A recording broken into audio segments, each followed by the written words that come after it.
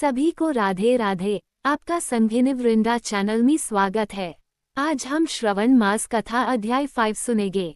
भगवान शिव बोले, हे सनत कुमार, इस श्रावण मास में एकलिंग की स्थापना से ही भक्त को मेरा सामीप्य प्राप्त हो जाता है। भगवान महादेव जो कामदेव के अति भयंकर दुश्मन हैं, उनको 16 प्रकार से उपचार करते हुए ओम नमः शिवाय मंत्र से पूजना चाहिए। तत्पश्चात गृहयज्ञ के उपरांत उद्यापन करना चाहिए। तब हवन के पश्चात ब्राह्मण को भोजन कराएं। ऐसा करने से अकाल मृत्यु नहीं होती है तथा इस मास का व्रत धारण करने वाली स्त्री बंध्या नहीं होती है। यह व्रत सारी विपत्तियों को हरने वाला तथा रोग और ताप को दूर करने वाला है।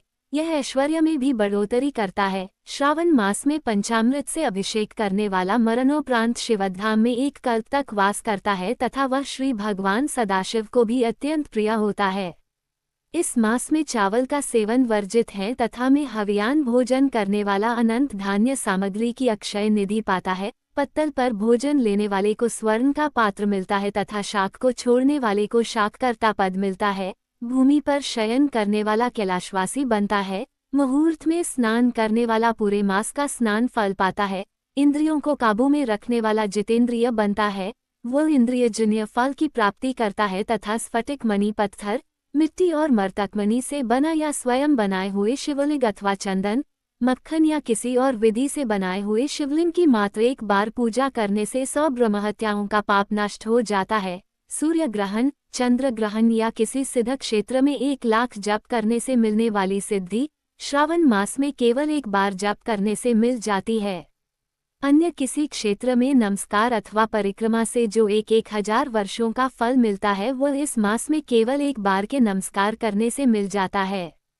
हे ब्रह्मपुत्र, मुझे ये श्रावण मास अत्यंत ही प्रिय है। इस मास में वेद पारायण करने से सब प्रकार के वेदों की सिद्धि मिल जाती है तथा श्रद्धा भाव से स्वाध्याय करने पर ब्रह्महत्या या अन्य जघन्य पापों से मुक्ति मिलती है। शिव बोले, हे ब्रह्मपुत्र, गुरु शैया पर किया गया पाप इस मास के पुण्य प्रताप से नष्ट हो जाता है। अतः इस मास में प्रतिदिन पुरुष सु का पाठ अवश्य करना चाहिए। केवल इसका अर्थवाद कहने से नरक मिलता है। गृहयज्ञ में भक्त को समिधा, चर्रू, तिल और घी का प्रयोग करना चाहिए। पूजा में धूप, गंध, पुष्प आदि लगाएं। भगवान सदाशिव का उनके रूपों के अनुसार बयान करके शक्ति के अनुसार होम, लक्ष्य होम व हवन करें। हे ब्रह्मपुत्र, अब मैं तुम्हें वार व्रत बतलाता हूँ, अतः दच्चित हो ये कथा सुनो। प्राचीन काल में प्रतिष्ठानपुर नगरी में सुकर्मा नाम का बहुत ही दीन ब्राह्मण रहता था, जो भिक्षावृत्ति से अपना गुजारा करता था। एक दिन वह एक घर में भिक्षा मांगने गया। उस घर में कुछ महिलाएं रविवार की व्रती थीं। उन्होंने ब्राह्मण को देखकर पूजा अर्चना का सामान कपड़े से ढांप दिया। फिर उसने उन स्त्रियों से कहा, देवियों, आप सभी साध्वी हैं। फिर उसने उन स्त्रियों से कहा, देवियों, आप सभी साध्वी हैं, फिर आपने क्यों ऐसा किया? मैं अपनी दीनावस्था के कारण अति दुखी हूँ, अतः मैं भी ये व्रत करना चाहता हूँ, मुझे इसके बारे में बताओ। महिलाएं बोली, हे ब्राह्मण देव, अगर व्रत में उन्माद, प्रमाद, श्रद्धा न हो तो यह व्रत सफल नहीं होता, अतः इनको त्याग कर कथा सुनो। उन स्त्रियों में से एक वृद्ध महिला ने उस गरीब ब्राह्मण को व्रत की विधि बतलाई तथा कथा सुनाई। वो कथा इस प्रकार है।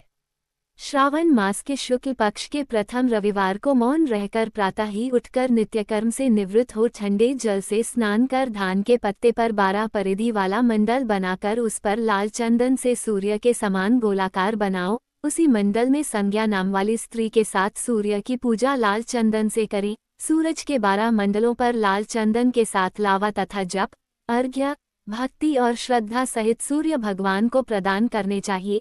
इस अर्घ्य में रक्ताक्षत, जप, फूल और उपचार शामिल हों। नैवेद्य के लिए नारिकेल बीज और खांड शक्कर के साथ सूर्य मंत्र का जाप करें। स्तवन और नमस्कार के लिए 12 मंत्रों को प्रयोग में लाएं और 12 बार प्रदक्षिणा करके 6 सूत को एक जगह एकत्रित कर उसे 6 ग्रंथियों से युक्त कर दे। उसे श्री भगवान को समर्पित कर गले में बांध ले। 12 फलों वाला सूत्र विद्वान ब्राह्मण को दान कर दे तथा इस व्रत विधि को गुप्त रखें।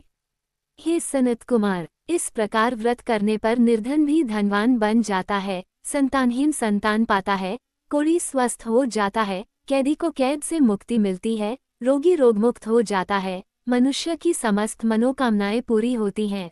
हे सनत कुमार, इस संसार में प्राणी जो भी अभिलाषा करता है वो पूरी होती है। श्रावण मास में रविवार की जितनी भी संख्या हो उतने ही व्रत करने चाहिए। व्रत से पूरा फल चाहने के लिए उद्यापन करना अत्यंत ही आवश्यक है। व्रत विधि जानकार यह ब्राह्मण अपने घर गया। घर आकर उसने अपने परिवारजनों को व्रत विधि कह सुनाई। उस व्रत विधि के श्रवण मात्र से ही ब्राह्मण की दोनों कन्याएं अति रूपवान हो गई। लक्ष्मी देवी भी अब उस ब्राह्मण के गृह में आकर वास करने लगी। इस प्रकार वह दीनही ब्राह्मण कुबेर के तुल्य धनवान बन गया। एक दिन नगर नरेश ने रास्ते से गुजरते हुए उन दोनों कन्याओं को खिड़की में देखा तो वह उन पर मोहित हो गया। तब उसने उनके पिता से उन दोनों कन्याओं से विवाह की इच्छा प्रकट की। ब्राह्मण ने भी प्रसन्न होकर उन दोनों कन्याओं का विवाह नरेश से कर दिया। वे दोनों कन्याएं भी नरेश को पति रूप में पाकर मन ही मन प्रसन्न हुई। कालांतर में और व्रत के प्रभाव से उनको पुत्र आदि रत्न भी प्राप्त हुए तथा वे सुखमय जीवन व्यतीत करने लगी। शिव बोले, हे सनत कुमार, इस कथा के श्रवण मात्र से ही सारी मनोकामनाएं पूरी हो जाती हैं। यदि ऐसे व्रत को अनुष्ठान और विधिपूर्वक संपन्न किया जाए तो प्राणी को इहलोक और परलोक में एक सुख मिलता है, अंत में वह मोक्ष पाता है। फल, हम 5वें अध्याय के पाठ श्रवण से दरिद्रता का नाश होता है तथा शिवधाम की प्राप्ति होती है।